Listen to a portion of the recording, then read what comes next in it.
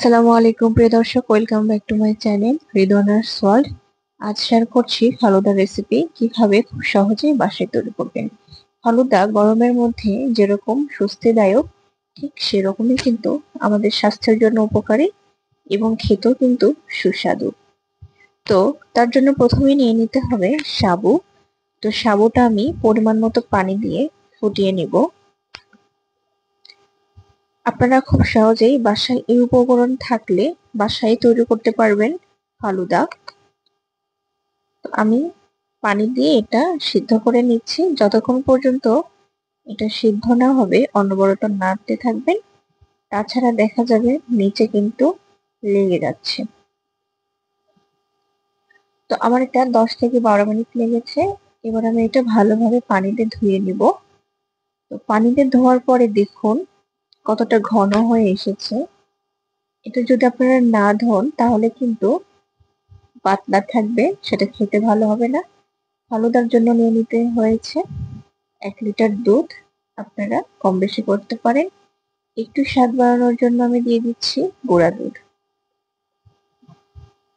আপনারা চাইলে এটা স্কিপ করতে পারেন, সেক্ষেত্রে আপনাকে দুধের পরিমাণটা বেশি নিয়ে দুধটাকে ঘন করতে হবে। দিয়ে দিচ্ছি কাস্টার্ড পাউডার, দিয়ে দিচ্ছি স্বাদ মতো চিনি। এই কাস্টার্ড পাউডারটা কি করবে, দুধটাকে আরো কিন্তু ঘন করবে। তো আপনাদের হাতের কাছে না থাকলে আপনারা সেটাকে স্কিপ করতে পারেন। তো আমি এটা এখন অনবরত নাড়তে থাকবো, যেহেতু কাস্টার্ড পাউডার আছে, তাছাড়া নিচে লেগে যাবে। তো আমার দুধটা জাল হয়ে এসেছে, এবার আমি একটা বাটিতে ঢেলে নিচ্ছি। এটা আমি ফ্রিজে রেখে কিছুটা ঠান্ডা করে নেব। এবার আমি নিয়ে নিয়েছি 1 প্যাকেট কোকোলা নুডলস, মাঝখানে ভেঙে দিয়েছি, তাহলে বড় থাকবে না, ছোট হবে।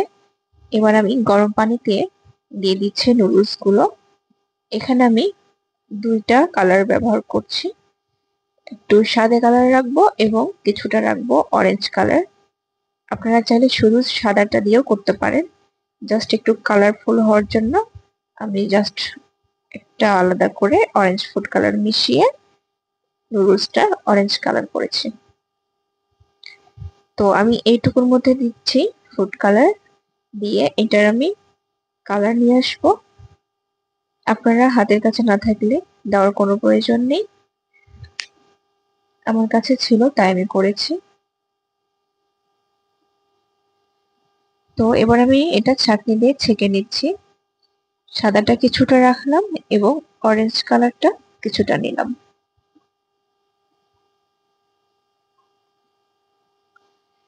তো আমার নুডলস সিদ্ধ করা হয়ে গেছে, এটা আমি কিছুটা রেস্টে রেখে দেব।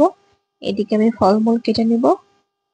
আমি দিচ্ছি আপেল, কলা এবং ডালিম। আপনারা আপনাদের পছন্দ মতো ফল চুজ করতে পারেন। তো আমার হাতের কাছে যা ছিল আমি সেটাই নিয়েছি।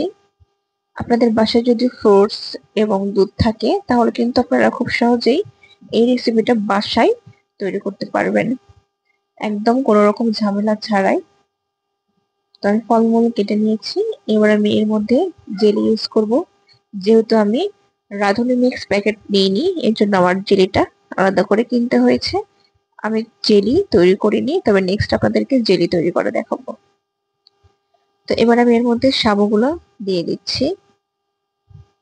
তো আমি কিছুটা ঠান্ডা করেছি দুধ, এটা আরো একটু কিছুক্ষণ ফ্রিজে রাখবো, তাহলে আরো ঘন হয়ে আসবে। আপনারা দেখতে পাচ্ছেন একটু পাতলা রয়েছে, যেহেতু খুব বেশি একটা রেস্ট আমি রাখিনি।